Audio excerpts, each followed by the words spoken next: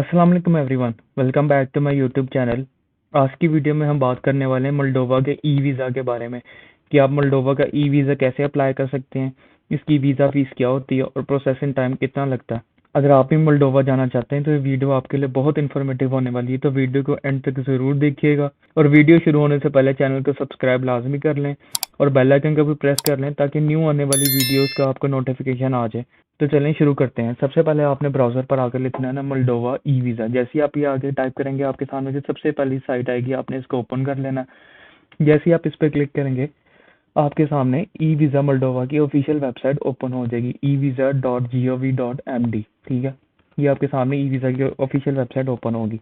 सबसे पहले आपने यहाँ पर आके स्टार्ट पर क्लिक करना है और आपने सबसे पहले अपने टाइप ऑफ वीज़ा देख लेना है कि आप किस टाइप के लिए वीज़ा सेलेक्ट कर रहे हैं। ठीक है, अगर आप बिजनेस के लिए जाना चाह रहे हैं, विजिटर के लिए जाना चाह रहे हैं, तो आपने वो चीज़ चेक कर लेनी है। उसके बाद आपने उसकी वीज़ा फीस चेक कर लेनी। इस केस में हम टूरिस्ट वीज़ा अप्लाई करेंगे तो इसकी वीज़ा फीस होगी €40।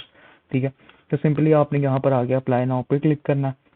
जैसे आप अप्लाई नाउ पे क्लिक करेंगे आपने अपना सर नेम यहाँ पर लिख देना है। सबसे पहले हम सर नेम लिखेंगे, फिर अपना फर्स्ट नेम लिखेंगे, फिर आपने अपनी यहाँ पर नेशनैलिटी सेलेक्ट कर लेनी है। नेशनैलिटी सेलेक्ट करने के बाद आपने अपना यहाँ पर ईमेल लिखना है। मैं अपना ईमेल लिख रहा हूँ travelwithali123@gmail.com। उसके बाद आपने अपनी ईमेल कंफर्मेशन देनी है।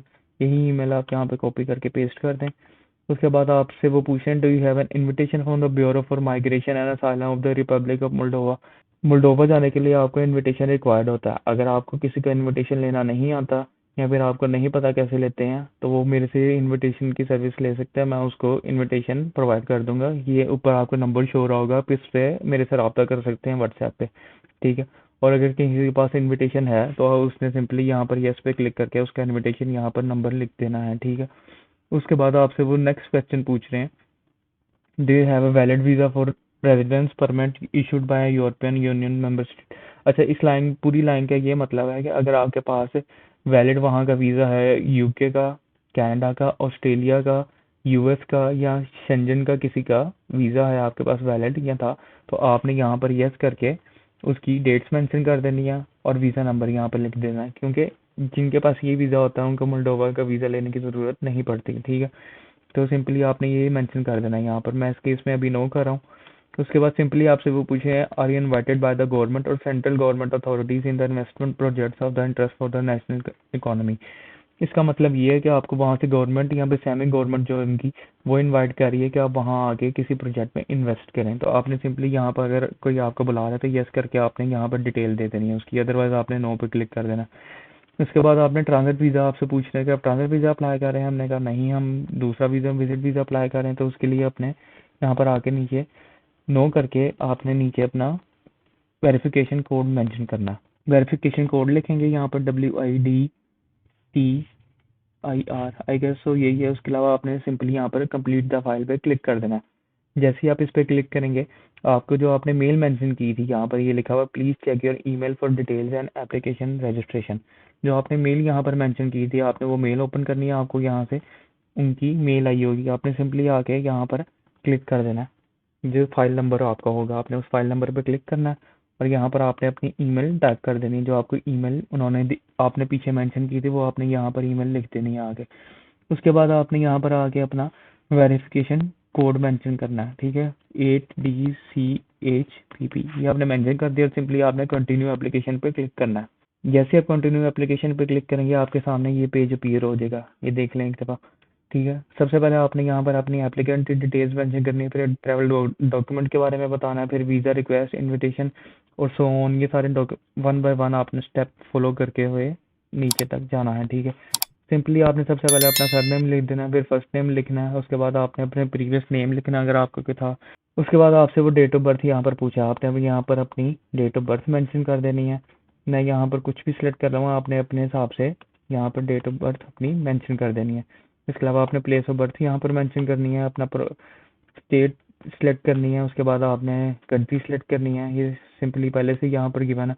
उसके बाद वो पूछ रहे हैव यू एवर हैड, आपके अलावा आपके पास जो पाकिस्तान के अलावा किसी और कंट्री सिटीजनशिप थी या है, तो आपने यहाँ पर मेंशन कर देनी है। अगर थी तो आपने यस करके उसका नाम वगैरह लिख देना। ठीक है, और वरना सिंपली नो पे क्लिक कर देना आपने। उसके अलावा फिर अपना यहाँ पर आईडी कार्ड नंबर मेंशन करना है, नॉट एप्लीकेबल की जगह आपने यहाँ पर सिंपली अपना आईडी कार्ड नंबर मेंशन कर देना है।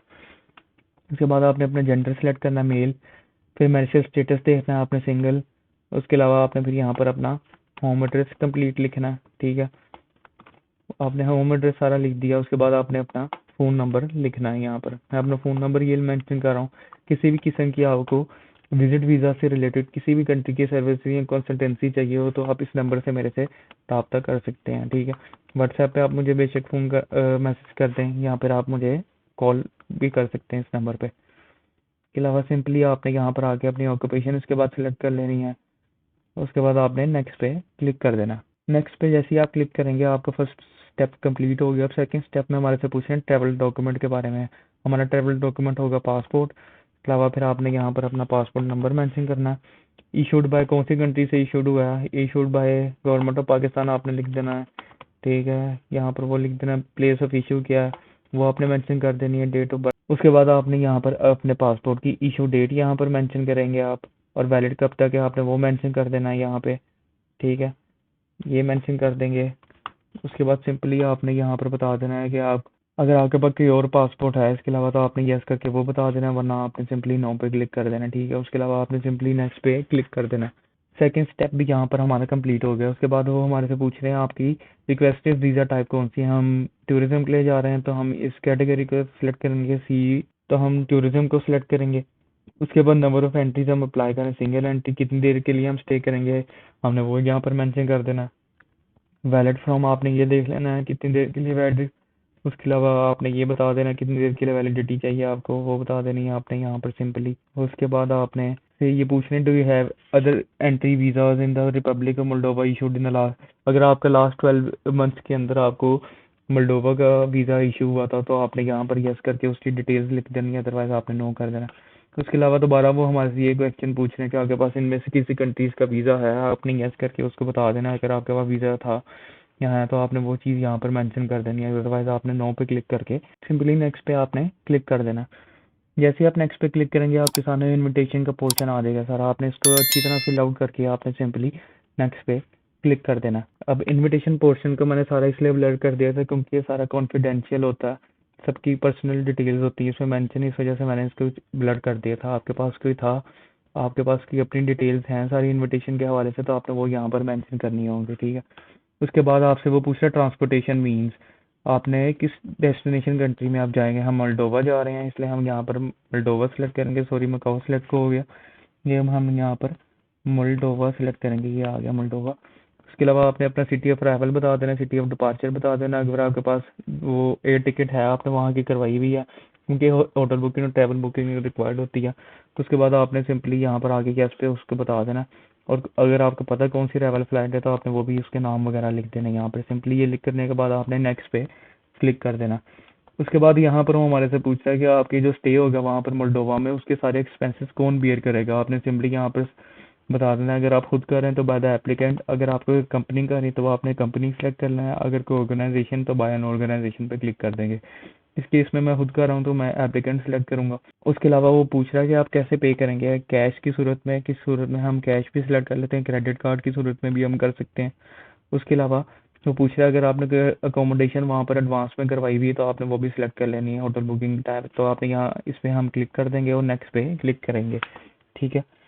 उसके अलावा यहाँ पर वो हमारे से पूछ रहे हैं कि आपने वहाँ पर कहाँ पर स्टे करेंगे, तो आपने वहाँ का सारा एड्रेस बता देना है। अगर उसको आप वो होटल में स्टे कर रहे हैं तो आपने होटल का नाम यहाँ पे लिख देना है सिंपल, और उसका एड्रेस लिख देना। अगर कोई किसी बंदे के आप पास स्टे कर रहे हैं तो आपने उस बंदे का एड्रेस वहाँ पर मेंशन कर देना, ठीक है। इस केस में मैं वैसे ही लिखता हूँ, कुछ भी आपने अपनी रियल इन्फॉर्मेशन यहाँ पर मेंशन करनी है, ठीक है। उसके अलावा सिंपली आपने सारी इन्फॉर्मेशन करने के बाद नेक्स्ट पे क्लिक कर देना। यहाँ पर वो हमारे से किसी चीज़ की डिक्लेरेशन मांग रहे हैं, आपने सिंपली चेक करके यहाँ पर आई एम अवेयर पे चेक करके नेक्स्ट पे क्लिक कर देना।